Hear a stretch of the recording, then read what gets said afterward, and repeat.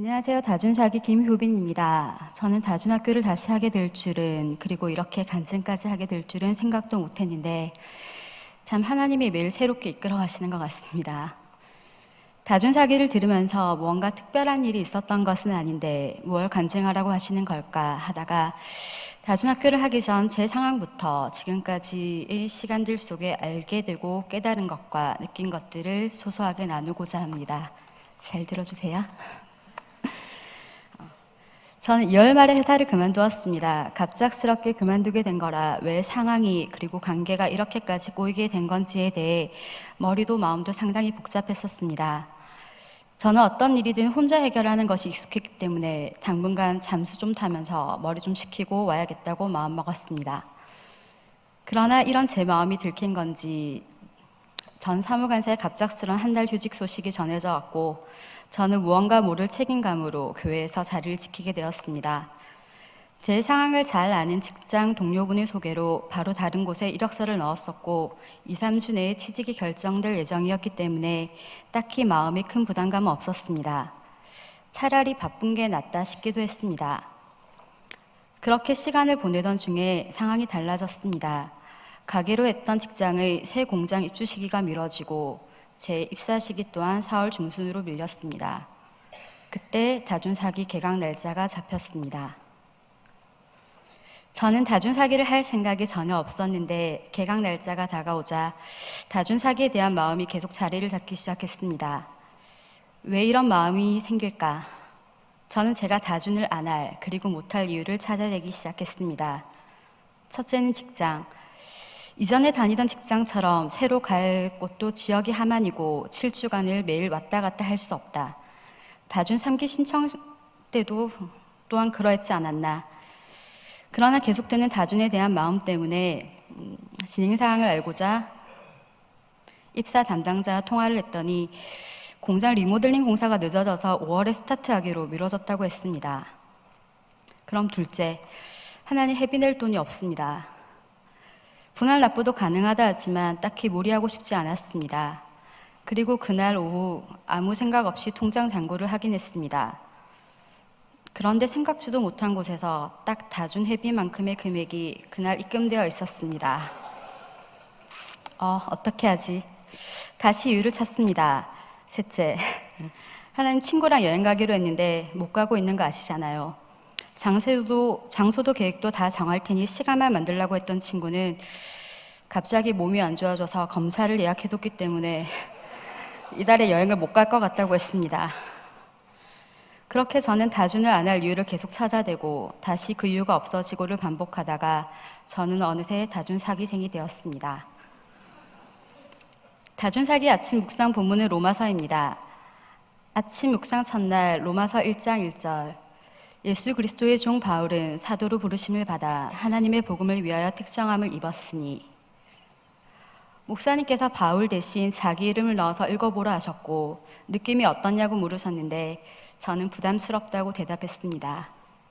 하나님의 복음을 위하여 특정함을 입었다는 것이 저에게는 무언가 일이 가중되는 것처럼 다가왔고 바울처럼 사도로 부르심을 받음이 저는 감사하지 않았습니다.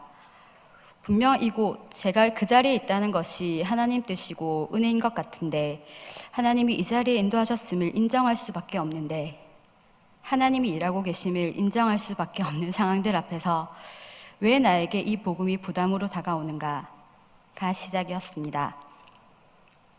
그리고 로마서 2장을 들어 고집과 회개하지 아니하는 마음을 얘기하셨습니다. 하루하루의 묵상과 나눔을 통해서 거울이 계속 내 모습을 비추고 보게 하였습니다. 나의 재성이라는 것이 처음에는 인식조차 못했기에 몰랐었고 인식이 되어졌을 때는 제가 그동안 해왔던 일들이 모두 제로가 되는 것 같다.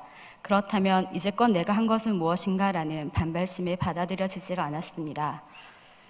그래서 저는 더 이상 잘하기도 싫고 계속 제자리에 있겠다고 그렇게 제 고집을 오랫동안 붙들고 있었던 것 같습니다. 그런데 계속되는 묵상과 나눔 가운데 제 고집과 그 또한 제가 선택한 것이라며 버티는 것조차 어느 순간 죄라고 인식되어지고 인정되기 시작했습니다. 하루하루 올라오는 감정과 부딪히는 상황들 속에 내가 왜 이것밖에 안 되지? 나는 정말 빵점일 수밖에 없구나. 내가 아무것도 아니면 인정되어지고 그러다 다시 내 재성이 올라오고 재성이 올라오는 것이 인식되니 또 내가 아무것도 아니면 인정되어지는 반복되는 상황에 놓여지게 되었습니다. 그렇게 반복되는 상황 가운데 순간적으로 하나님이 나를 특정하시고 부르심이 여기에 있다는 것이 감사로 은혜로 그냥 받아들여졌습니다. 그리고 하루하루 살아감이 기대되고 인식되어짐이 감사하다고 고백되었습니다. 2주차는 10번 자아상 회복 세미나와 겹쳤습니다. 다중학교가 4기까지 진행되는 동안 이런 경우는 처음이라는데 저는 작년에 연달아 2번 들었는데 왜 또 자아상이냐고 정말 하나님 몰아붙이시네요 라는 생각이 들었고 한편으로는 작년에 2번 또한 각각 다르게 다가왔었기 때문에 이번에는 어떨지 내심 기대가 되었습니다. 이번 자아상 회복 세미나는 감정보다 인지에 집중되어 있었고 그동안 알고 들어왔던 것들이 쭉 정리되는 것 같아서 좋았습니다. 지금까지 해왔던 내 판단, 내 생각, 내 감정이 아니라 내려놓고 온전히 맡기라는 마음과 내일이나 다음이 아닌 지금 바로 그 순간순간에 집중하라는 마음을 주신다라 생각되었습니다. 그 마음이 순정했을 때 언어적으로 또 비언어적으로 내 소리로 가득 차 있던 생각과 마음이 내려놓아지고 다른 이들의 나눔이 들리고 삶이 공감되어졌습니다.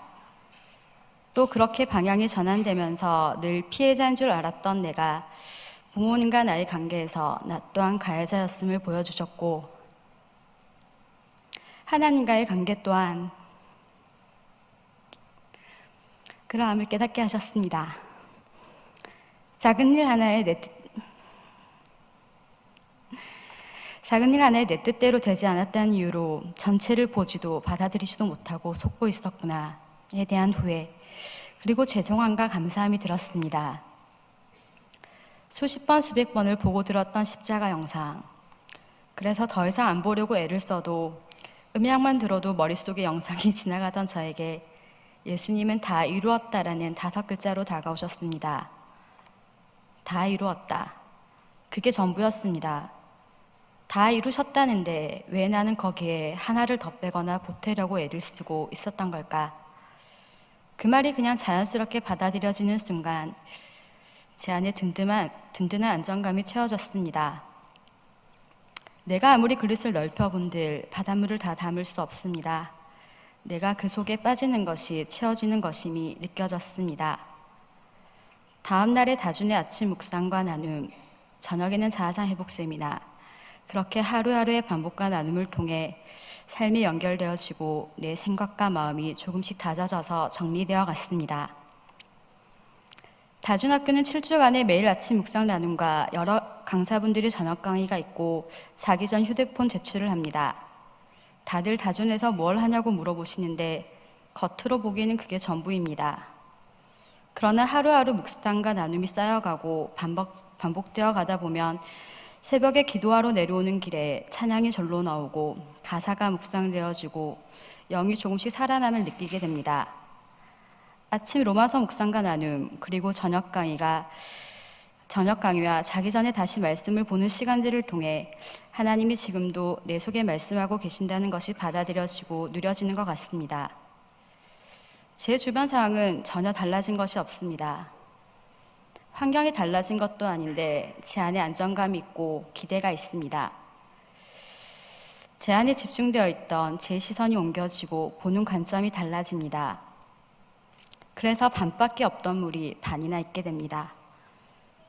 그러다 보니 함께하는 공동체가 보였습니다.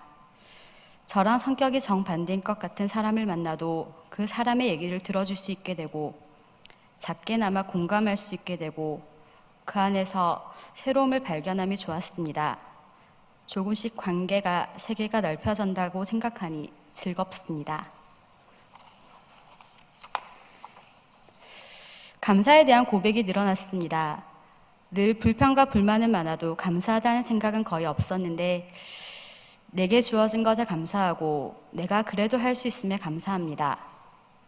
누군가 저에게 조언이나 충고를 하려 하면 제 삶에 빨간 펜이 들어와 제 자신이 잘못되었다고 수정을 요구하는 것 같아서 싫었고 그래서 더더욱 아무것도 안 하고 싶었는데 이제는 그것이 아니라는 것을 알고 받아들여지면서 이렇게 또 알아가고 자라가는 거구나 라는 생각이 되어 감사합니다. 내가 어디에 있든지 무엇을 하든지 하나님의 딸이라는 든든한 안정감, 내 관점이 바뀌어지고 내 현재 위치가 인식되어지니 이 땅에서 그리스도인으로 살아간다는 것이 무엇일까? 하나님 나라에 대해 고민하고 생각하게 됩니다. 그토록 더 이상은 안 할 것이라고 생각했던 공부가 하고 싶어지고 이것저것 알고 싶은 것, 하고 싶은 것이 늘어납니다. 찬양처럼 내 삶이 주의 역사가 되고 세상이 주의 나라가 됨이 꿈꿔집니다. 오늘 이 자리에 있음이 감사합니다. 나눌 수 있음이 감사합니다. 오랫동안 지켜봐 주시고 기다려 주시고 참아 주셔서 그리고 사랑해 주셔서 감사합니다. 또 죄송합니다. 목사님께 그리고 여러분께 그리고 하나님께요. 고맙습니다. 사랑합니다. 부족한 제 간증 들어주셔서 감사합니다.